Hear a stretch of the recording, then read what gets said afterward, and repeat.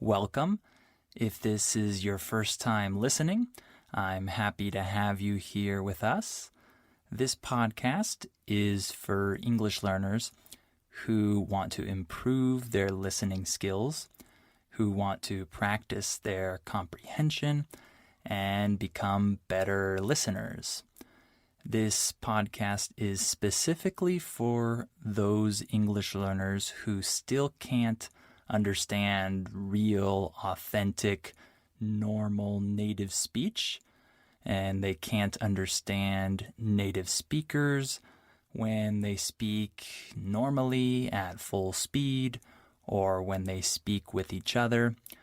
This podcast is for people who are at that level.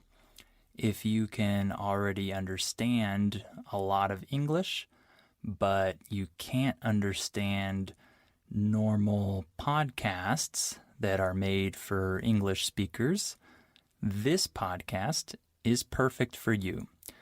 This will help you reach the next level in your listening. I speak a little bit more slowly than other native speakers in this podcast, and I speak a little bit more clearly. I talk about different topics each podcast, usually one or two different topics, and I speak with natural speech, natural words, phrases, expressions, the natural things that I would normally say to other native speakers, but I say them a little bit more slowly and a little bit more clearly. So I don't read any script when I do these podcasts, when I record these episodes. So you're hearing real speech. You're not hearing scripted speech like beginner listening practice audios or videos that might come with English packages or programs. This is real speech. This is me speaking normally, but a little bit slower and a little bit more clearly. So, in this episode, I'm going to talk about a couple things. I'm going to talk about the weather, and I'm going to talk about advertising. These are two very different topics, and they're a little random, but who cares? Let's talk about them. Also, remember that the transcript is available with every episode. So if you need to read the transcript to help you understand what I'm saying, then you can find that attached to each episode. So also remember to go to polyglossa.com and sign up for our $1 listening practice seminars if you want to practice your listening more. And of course, if you like this podcast, please share it with your friends who could also find it useful. And if you can, give it a rating and a review. That would help this podcast grow and reach more people. So whatever platform you're listening on, try to give it a rating and a review. All right, let's get started. Are your ears ready?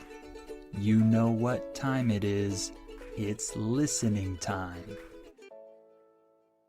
Okay, first, we're going to talk about the weather. This is a very important topic because this is something we talk about almost every day, really. When I talk to people like my students or family members or friends, oftentimes we start the conversation by talking about the weather that day. It's a very common point of discussion. So first, I'll tell you a little bit about the weather in my hometown, which is San Diego, California. And then we'll talk about weather in other parts of the world. So in San Diego, we have famous weather. Our weather is renowned throughout the country because it's known as being very nice, very mild. When something is mild, that means it's not too strong or extreme. So if I say that we have mild winters in San Diego, that means that our winters are not very cold or very extreme. They're mild. Okay? So San Diego has mild weather. We have warm summers. And I think we have warm springs and autumns too, in my opinion. Other people might disagree, but I think they're pretty warm. And then even our winter is not cold. It's mild, like I said. I wouldn't say that it's very warm, but on many days in the wintertime, you can go outside with shorts and a t-shirt. It's very common for people to do that in December or January, depending on the weather that day. It's not always like that in the winter, but many days are like that. So it's a very nice winter, in my opinion, because I don't like cold winters. But if you're used to cold winters and snow and low temperatures, you won't like San Diego winters because it doesn't feel like the winter to people who are accustomed to real winters. Okay? So our weather is classified as semi-arid. Arid just means dry. So if the climate is arid, that means it doesn't rain a lot. So San Diego is semi-arid, and it can also be classified as Mediterranean. So it has similar weather to places like maybe the south of Spain or Portugal or France, Italy, Greece. It probably has similar weather to those places. So it's very nice. It's a famous destination, a popular destination for vacationers because of the weather. So, in terms of weather in other parts of the world, usually it's more extreme than in San Diego. For example, I have many students in Russia. In Russia, the winters are very cold. It can get down to minus 30 degrees even, right? Depending on where you are. I can't even imagine that type of winter, but I'm sure some of you have experienced that before. In other parts of the world, like in Africa or some parts of Central America, South America, Asia, many places, Europe, in many places it gets really hot. It's the other extreme. I know that in some places it can get up to 50 degrees even. That's pretty crazy. For most of us, that seems really, really hot. Just a side note, since I'm American, I should tell you that in the US, we don't use Celsius, we use Fahrenheit. So normally, if you talk to Americans and you ask them about the weather in their city, they'll respond with something like this. It's 75 degrees today. If you don't know anything about Fahrenheit, that would probably seem crazy. 75 degrees? Well, that's not that hot. It's just a different system of measuring the temperature. In the rest of the world, we use Celsius. but in the US we use Fahrenheit, so it's a little difficult to talk about the weather with Americans if you're not from America.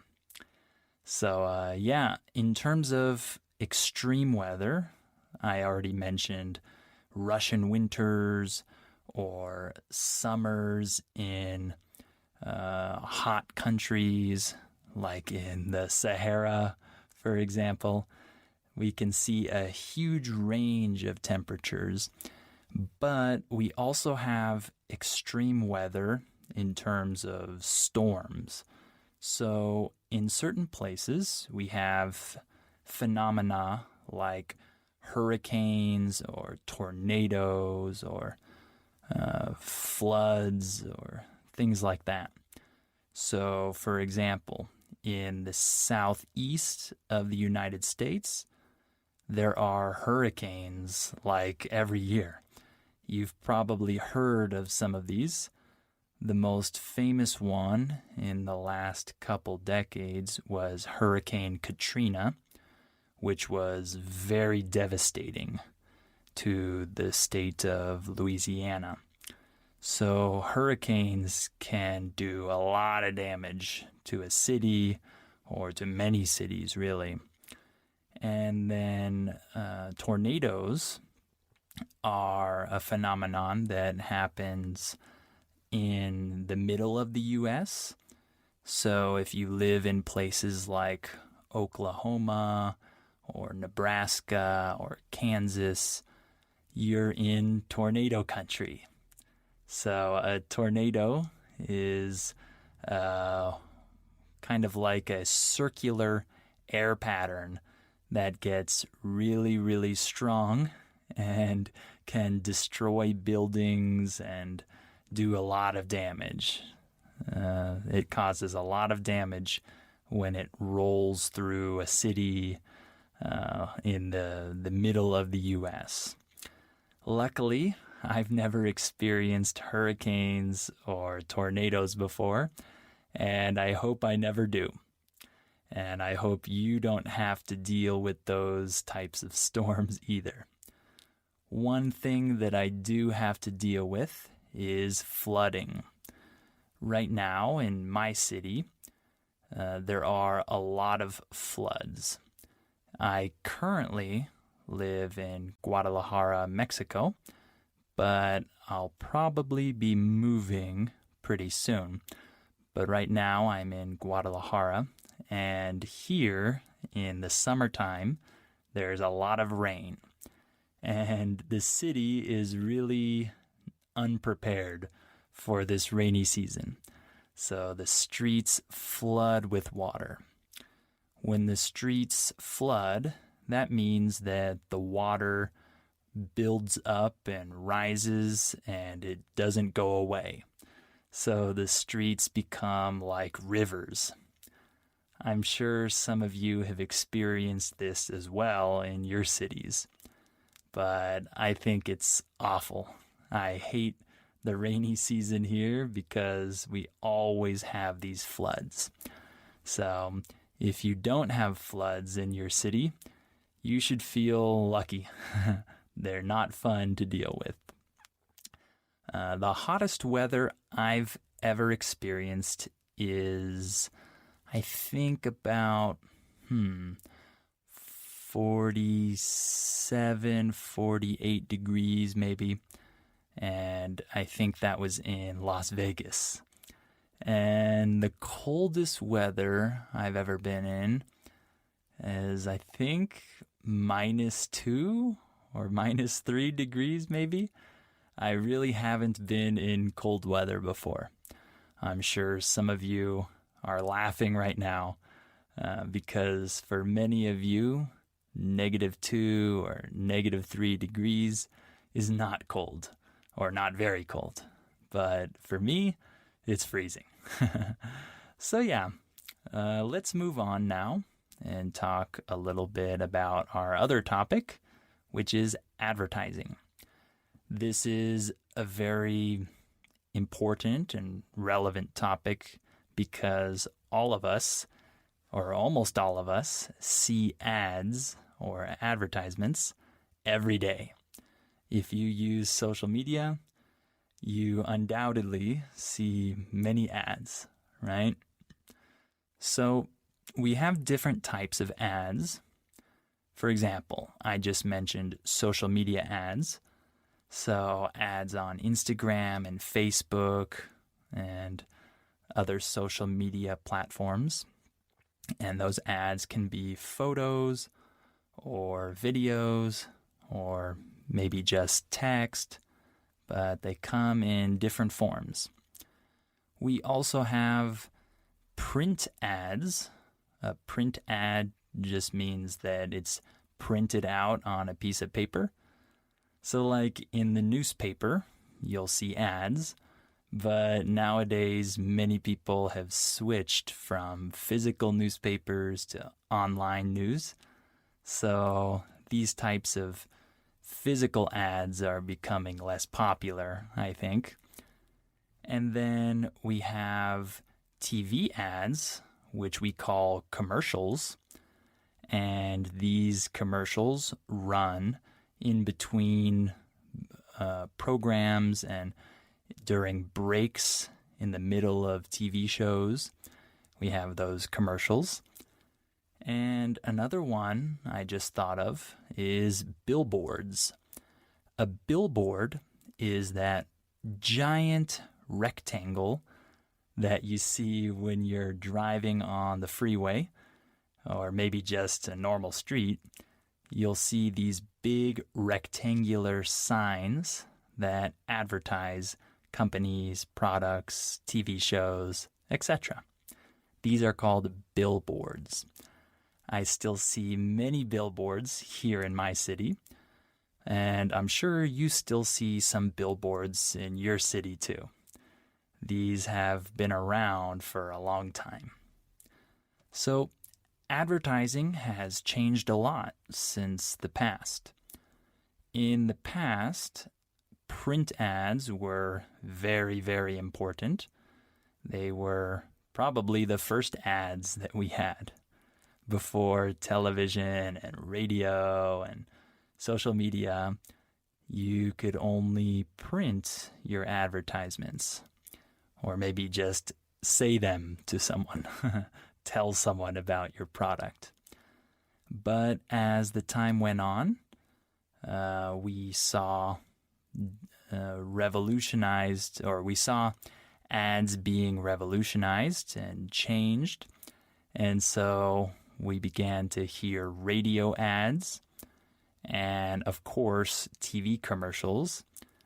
And for me, when I think of the past, when I think of my childhood, I can remember many commercials. Many commercials stuck with me over the years.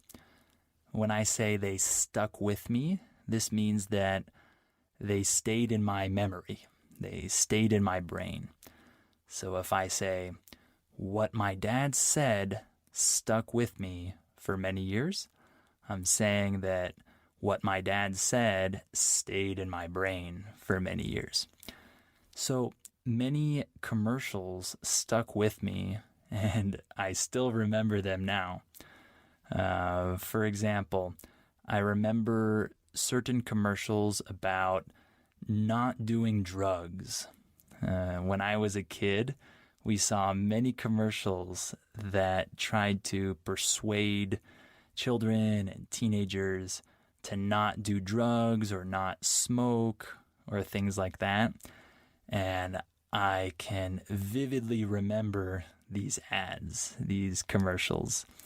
And so I think the advertisers at that time did a really good job because I can remember the exact words from those ads. Another one I remember was Carl's Jr. commercial. Carl's Jr. is a hamburger chain. Right? A chain is a restaurant or store that has many locations throughout the country or the world, like Starbucks, Subway, etc.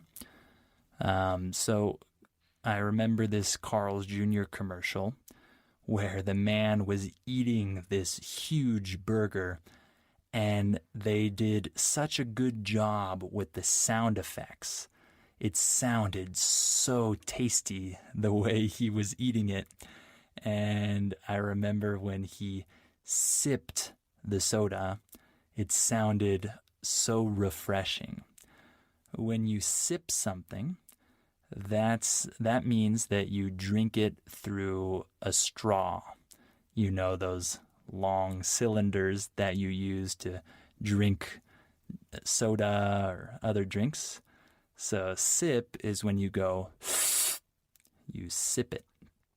So I remember him sipping the soda, and it sounded so good. And that commercial has stuck with me even until now. So they did a really good job with that commercial, that advertisement. Nowadays, commercials are not the main form of advertisement when it comes to reaching young people.